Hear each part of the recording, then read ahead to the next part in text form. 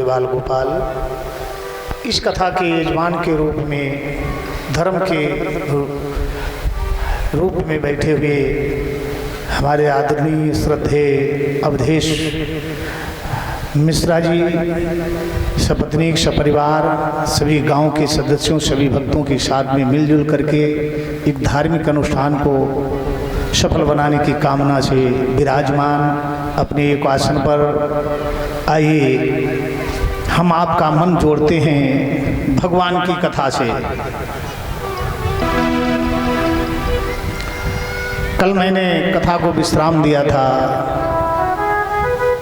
जो पंचम वेद महाभारत कहा गया है, उस महाभारत के अंतर्गत बाल काल में ही दुर्योधन के भाइयों से और युधिष्ठिर से विरोधाभास बन गया। एक कपट की दीवार जहां खड़ी हो जाती है वहां चैन नहीं होता है, शांति नहीं मिलती है। एक दिन महात्मा द्रोणाचार्य जी से कहा कि हमें लग रहा है तुम जो विद्या शिक्षा दे रहे, विद्या पढ़ा रहे हो, इसमें भेदभाव है। मेरी समझ में आप, शकुनी ने कहा, आप जो हैं अर्जुन को श्रेष्ठ बनाना चाहते हैं। कहने लगे ऐसी कोई बात नहीं, जो गुरु के अनुकूल होता है वो श्रेष्ठ बन ही जाता है।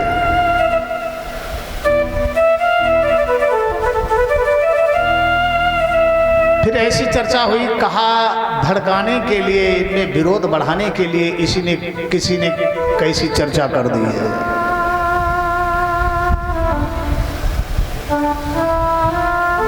ऐसा कुछ नहीं है।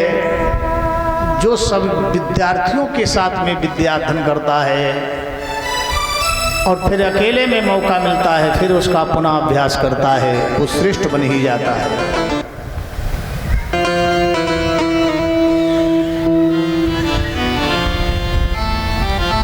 उसी समय वहाँ तो वातावरण शांत किया।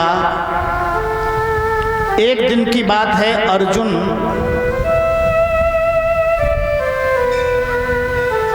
हाव भाव से दौड़ते हुए गुरु द्रोणाचार्य जी के पास गए, प्रणाम किया। ध्यान देना सज्जनों,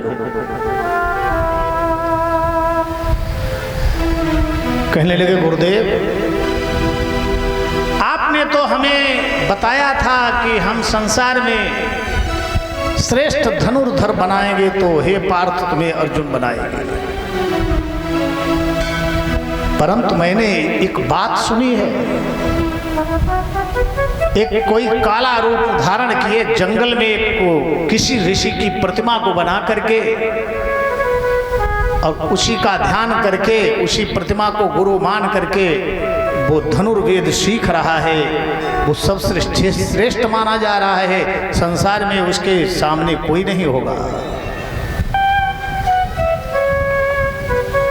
भाई एक चर्चा हुई और वहां जो है दुर्योधन की उनकी बातें हुई। दुर्योधन अर्जुन का नाम सुनकर के, भीम का नाम सुनकर के झल्ला जाता है। बचपन काल में शास्त्र परीक्षा हुई। जो धनुर्धर है धनुष विद्या अपनी दिखा रहा, कोई गदा युद्ध में पारंगत है, गदा युद्ध दिखा रहा है, कोई तलवार, नकुल सहदेव तलवार के पारंगत है, तलवार चला करके दिखाते हैं। नगर के बाहर डेरा लगे हुए हैं, वहां में श्रेष्ठ पाया है। एक दिन है, गुरु द्रोणाचार्य जी ने शस्त्र परीक्षा में परीक्षा ली।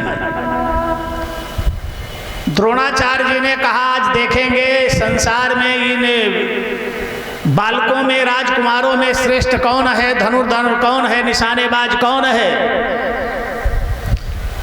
एक सुंदर वृक्ष था, उस वृक्ष में घने पत्ते थे, घने पत्तों के ऊपर एक सूखी लकड़ी थी। उसी लकड़ी के ऊपर एक लकड़ी का ही डुप्लीकेट पक्षी बांध दिया। और पक्षी जब बांधा और बुलाया है सभी धनुषधारियों को, कहा इस पे निशाना लगाना है, इसकी आंख जो है अथवा इसकी गर्दन ही कट जाना चाहिए एक बाण से।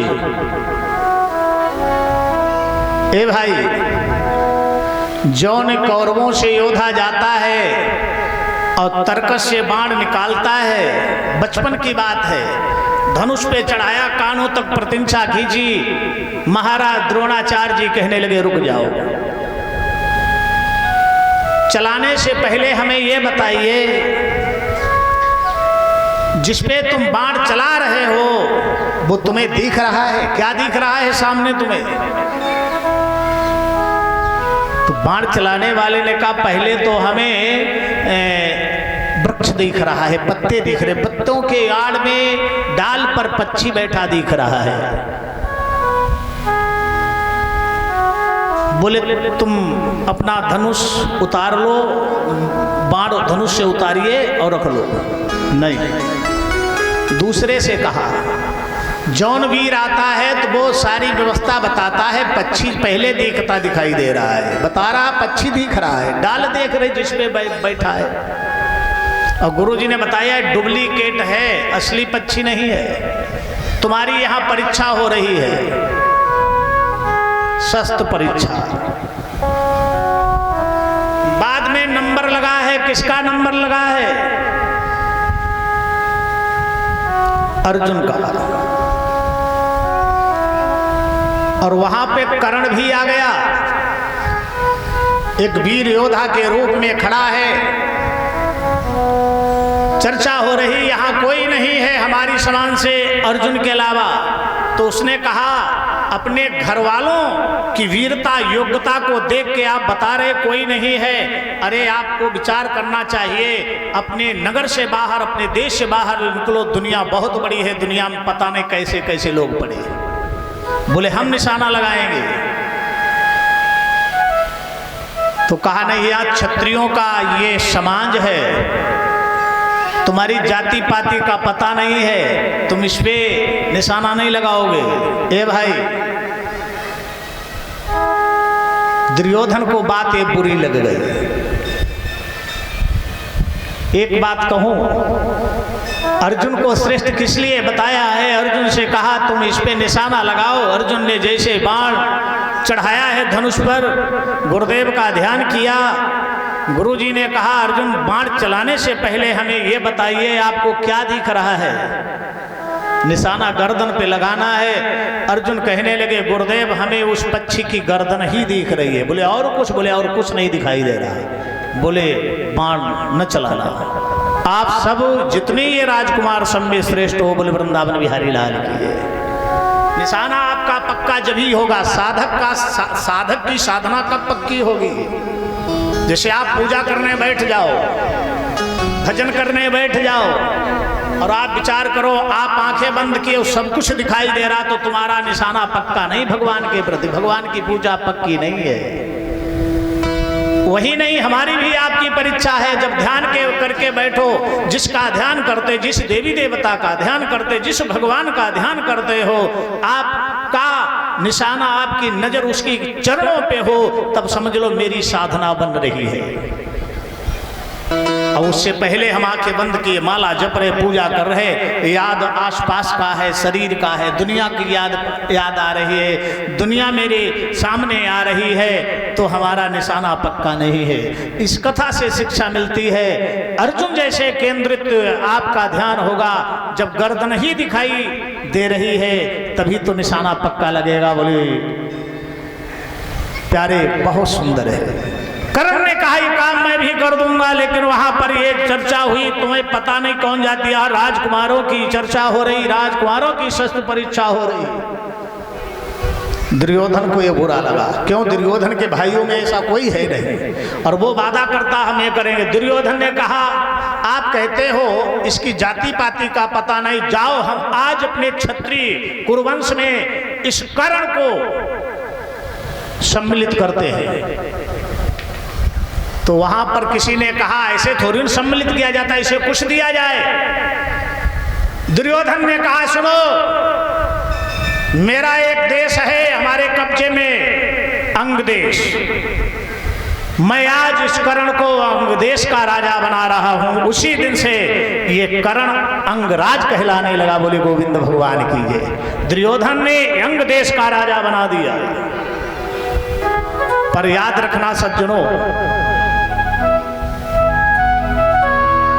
माने कर्ण का अपमान किया गया है। किसी का अपमान कहीं पर किया जाए तो वह सहन नहीं होता है।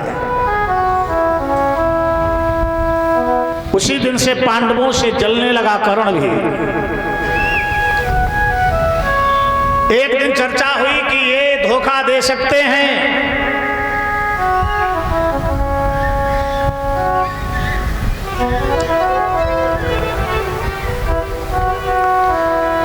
कर्ण ने कहा, जाओ दुर्योधन, तुमने अपना हितैषी हमें बनाया है और अंगराज बना दिया है, अंग देश का राजा बना दिया। हम ये आपका उपकार जीवन में कभी भुलाएंगे नहीं। गदगद हो कहने लगे कर्ण हृदय हर्षाय, मेरे मन की ही कही तुमने हे युवराय।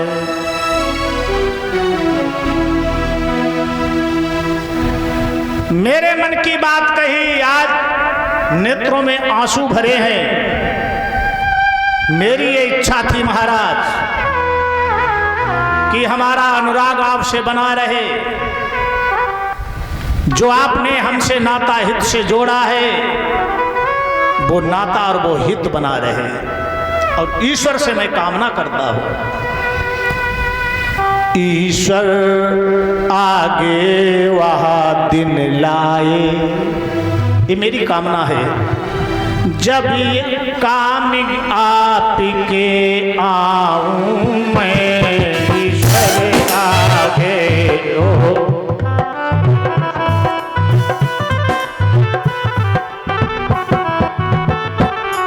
ईश्वरी आगे वहाँ दिन लाए, जब कामयाबी के आऊं मैं। उपकारों का कुछ बदला दे, ऋण थोड़ा बहुत चुकाऊं मैं।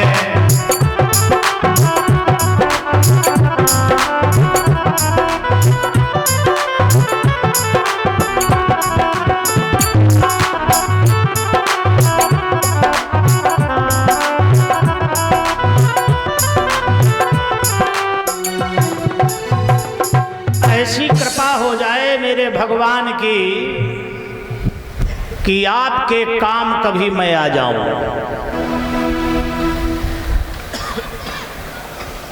मेरी इच्छा है, शस्त्र परीक्षा में आपने मेरा सम्मान बढ़ाया, सम्मान न दिया होता, हमें राजा न बनाया होता तो दुनिया में मुंह दिखाने लायक नहीं रहता। इस प्रकार से बातें होती रही। एक दिन की बात है,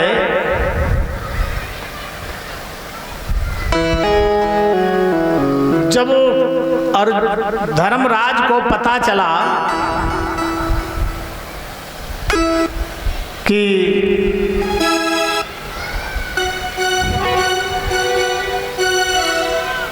हमारे प्रति इनके अंदर बहुत छल कपट है,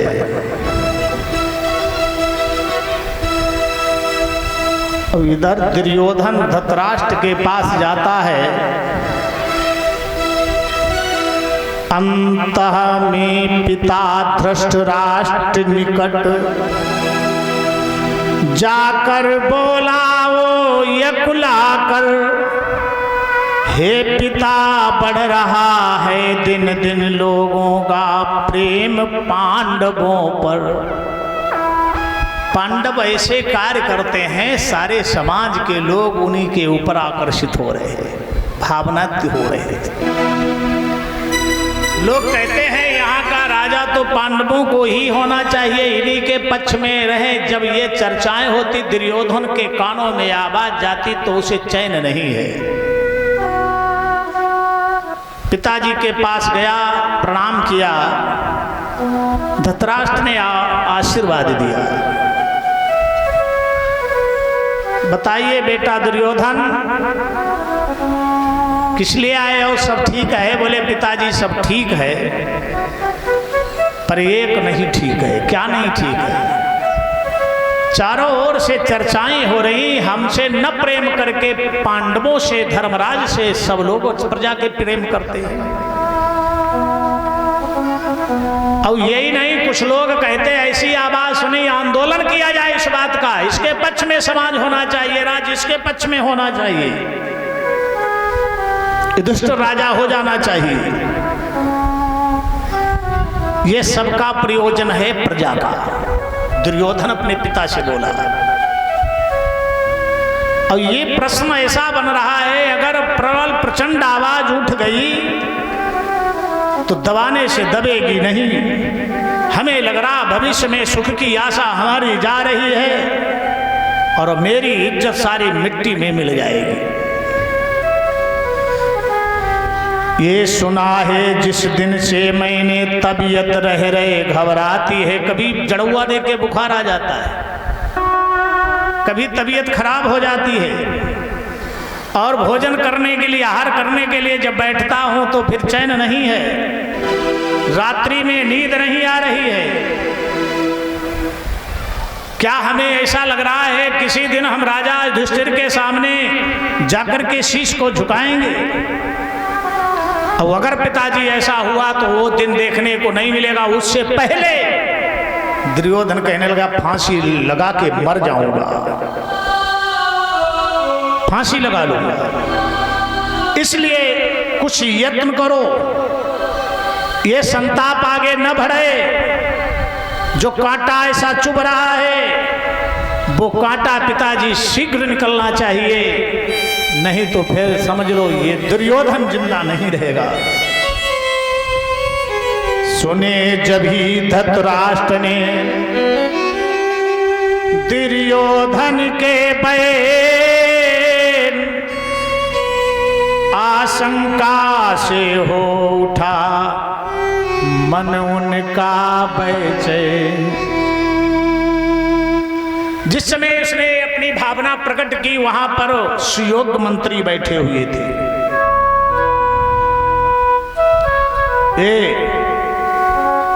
बड़े बड़े नामधारी बैठे हैं, वहां पर वो भी बैठा है दुर्योधन का मामा। बैठे थे उसी जगह उनके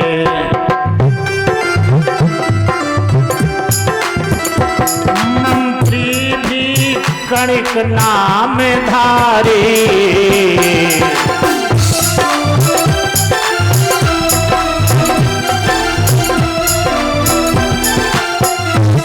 बैठे थे उसी जगह उनके मंत्री नाम कर्णधारी, जो कुटिल नीति की चालों में थे पारंगत पंडित भारी।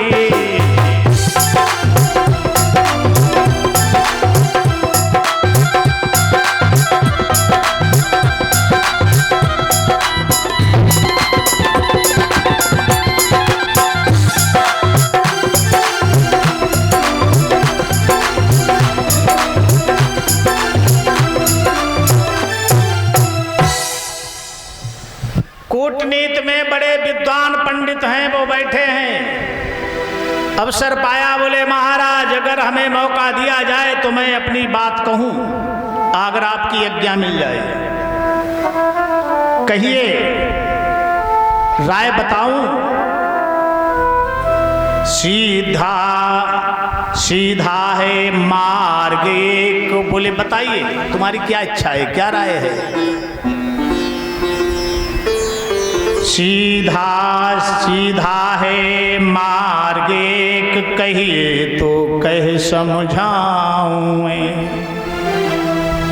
बोलो।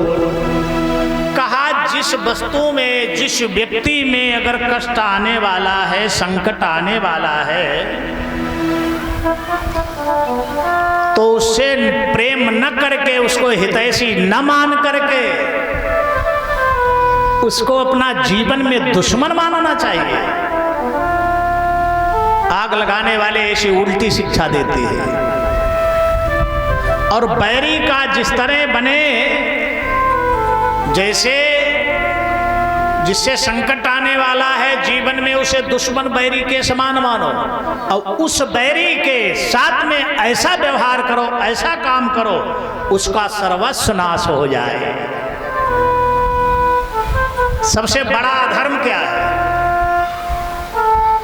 महाभारत की कथा सुनने से ही नहीं, समझो। धर्म अधर्म के दो पहलू हैं। जीवन हमारा धर्म अधर्म पे चलता है। एक मार्ग है धर्म का, एक मार्ग है अधर्म का। हम अधर्म के मार्ग पे जाते या धर्म के मार्ग पे जाते। दूसरे की हित की भावना लेना, ये सबसे बड़ा धर्म है। उसका हित न कर पाओ लेकिन मन में ये विचार करो इसका हित हो जाए, ये सबसे बड़ा धर्म है। समझ लो, किसी को रोटी न दे पाओ, भोजन न दे पाओ, लेकिन परमात्मा से कहो ये प्रभु ये भूखा न रहे,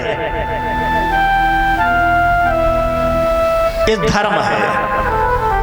और किसी के लिए तुम अनहित की कामना करते हो, उसका बाल बांका नहीं कर पा रहे और कहते हो इसका नाश हो जाए, विनाश के कगार पे चला जाए, तो प्यारे वो सबसे बड़ा अधर्म है। तो आपको जिम्मेदारी दी परमात्मा ने, मानव जीवन दिया, आप धर्म करते हैं या अधर्म करते हैं? परहित सरिस धर्म नहीं भाई, पर पीड़ा सम नहीं अधमाई। दूसरे की पीड़ा की भावना करते रहो, तुम पक्के अधर्मी बन जाओगे। तुम्हें कोई दुनिया में शक्ति रोक नहीं सकती, चाहे ब्राह्मण हो, क्षत्रिय, वैश्य, शूद्र कोई हो, हिंदू हो, मुस्लिम हो, सिख हो, ईसाई